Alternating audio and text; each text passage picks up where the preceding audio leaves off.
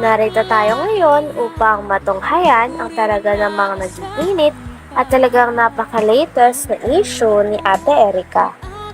Sa pagpapatuloy ng ating istorya ay sinabi nga ng tita nila Ate Erica at ng kanyang ate na si Sheila May na meron daw kausap si Sheila May sa e-lovers. At ito daw ang kanyang talagang katuwang sa paninira at sa pagsasabi ng mga maling impormasyon sa mga manonood.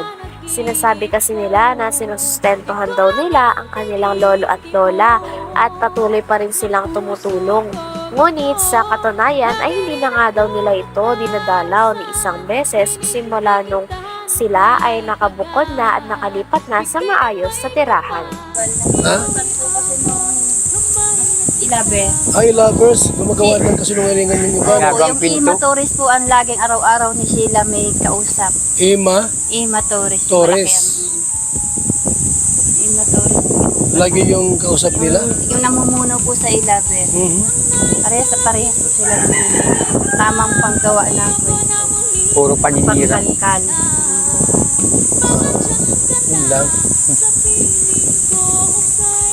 Wala na po kwebel na ko niya na desisyon na magkasundo pa kami. Wala ka nang paano magkasundo kayo. Ano kung tirahin ka sa bahay na ng bago? Ay, dito lang ako sa bitukan. Hindi na magkita sa gayong mga klaseng tao.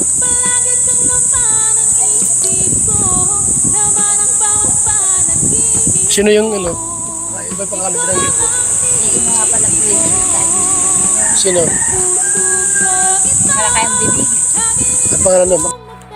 Sabi pa ng lolo ni Ate Erica ay ayaw na ayaw niya daw at hindi daw pwede sa kanyang ugali ni Ate Erica pati na rin ang kanyang ate na si Sheila May. Talagang ayaw niya daw na lalapastanganin daw nila ang nagpalaki sa kanila at talaga namang umaruga ng ilang taon. Lolo at lola daw kasi nila ang talagang nagpalaki sa kanila, nagpaaral at naghatid sundo daw sa kanila sa school kahit na naulan. Kaya talagang hindi pwede sa kanilang lolo na porket nagkapera lang sila ay lalapastanganin na nila ito. Wala nga daw siyang pakis sa pera nila Ate Erica, ngunit ang sa kanya lang ay ang ugali talaga ang dapat nilang ayusin sapagkat dapat hindi nila ginaganon tratuhin ang mga taong nagpalaki at nag-aruga sa kanila ng maayos ng bata pa sila. So tay, anong mensahe mo kay Sheila May kung sakaling nakikinig sa atin? Ay, kung nakikinig ka naman, sila yung mga asal mong ginagawang ganyan, hindi pwede sa akin.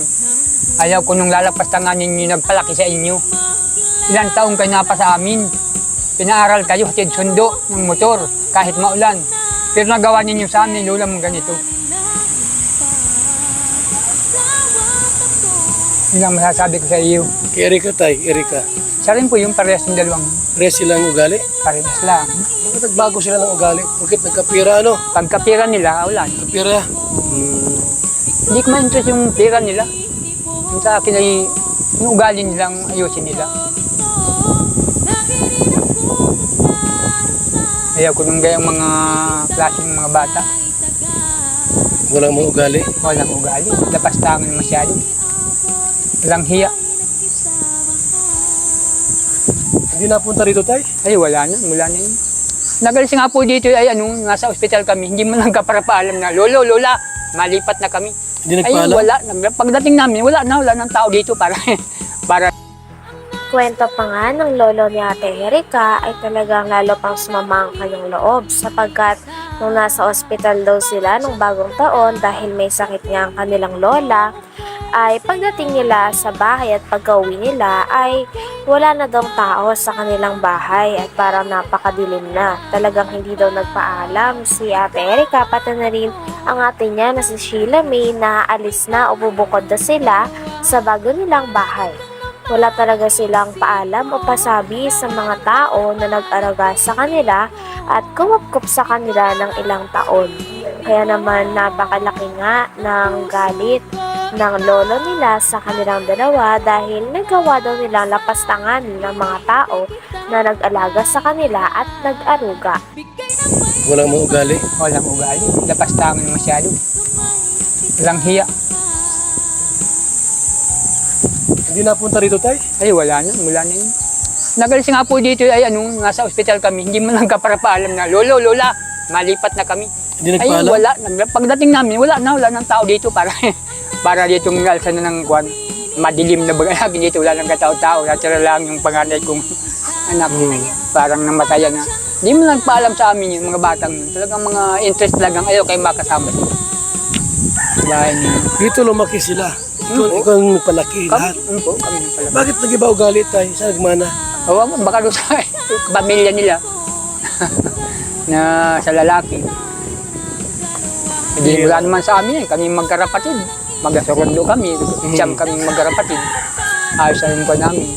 Pero sila, nagmana sila sa kabila. Sa kaya di kumukuha ng pangkabuhayan, araw-araw niyong pagkain, kaya kumukuha. Kwento pa ng lolo ni Ate Erika ay hindi daw totoo talaga na nakakatanggap pa sila ng sustento galing kay Ate Erika. Dahil ang huli nga daw nilang natatanggap ng mga pera ay nung binavlog pa sila ni Kalinga Prab at ni Kalinga Proel. Ngunit ngayon ay mali daw talaga ang pinapakalat nila na nagsusustento pa din daw si Ate Erika at ang kanyang kapatid o ate na si Sheila May. Kaya nga daw masama din daw ang loob ng pamilya nila kay Ate Erika dahil nagagawa nilang magsinungaling para maging maganda ang image nila sa mga tao. Ito, yung kami. Sana malamang tumulong sila sa inyo. Kung may pera sila Sheila May. Ay, kung Wala pala. wala yan. Nising ko, wala kayong natatanggap. Ayun yung nag-akong pa si Rab. Nakirap pa noon. Kay Rab ka. Saka kay Roel. Ngayon wala na. Wala. Si Kalinga Prab ba, di na kayo binablog? Ay, di na. Si Ruel, gano'n, di wala na rin si Ruel. Wala na din po. Nag-vlog. Wala na din po. Okay. Mas alam natin yung totohanan yung kwento po kasi pangit naman yung basta ka lang dadali. Mahirap. Mahirap man yun. So mula na rin po sa kanila kung sino po itong dalawang ito na apo nila po na sabi nga ni tatay ng ugali. Tawag yan ni magaspang ang ugali. Hindi maganda yung gano'n. Pangit yan. Dapat yung utang na loob saka bumahal sa Pangit daw talaga ang ugali na ipinakita ni Ate Erika pati na rin ang kanyang ate na si Sheila May. Sabi pa nga ni Kalinga Val ay magaspang daw ang uri ng ganong ugali na dapat hindi tinataglay ng mga apo dahil lalo na ang kanilang lolo at lola ang nagpalaki at nag-aruga sa kanila. Kaya nga daw kung sino nga daw dapat ang una nilang pasisalamatan at gagantihan ng mabuting loob, ito daw ang kanilang lolo at lola. Dahil ito daw ang mga tao na nag-aruga sa kanila at ang mga tao na kumukop sa kanila noong mga sila ay walang-wala pa sa buhay. Kaya naman dapat hindi daw ganun ang ugali na ipapakita nila sa kanilang lolo at lola. Dahil bukod sa matanda na ang mga ito ay dapat ginagalang talaga ito ng mga apo na katulad nila. totohanan yung kwento po kasi pangit naman yung basta ka lang dadali. Mahirap man yun. So mula na rin po sa kanila kung sino po itong dalawang ito na apo nila po na sabi nga ni tatay ng ugali. Tawag yan ni magaspang ang ugali. Hindi maganda yung gano'n. Pangit yan. Dapat yung utang na loob saka bumahal sa lolo't lola na doon dapat. Kung wala ng pera tayo, babalik dito. Ay, wala na, hindi ko natanggapin dito. Kasi kailan pa. Talagang ayaw ko na. Pag sinabi Malalim ko, yung mo, sugat. pag sinabi ko talaga. Malalim yung sugat mo tayo, grabe. Kaya anong paninira sa amin, sa binabato sa social media. Inaalaman lang po ninyo. Test, kaya pumunta kami dito at makausap din po namin kayo para alam namin yung mga Hanggang dito na lamang muna ang ating napaka-latest at napakainit na issue ni Ate Erika.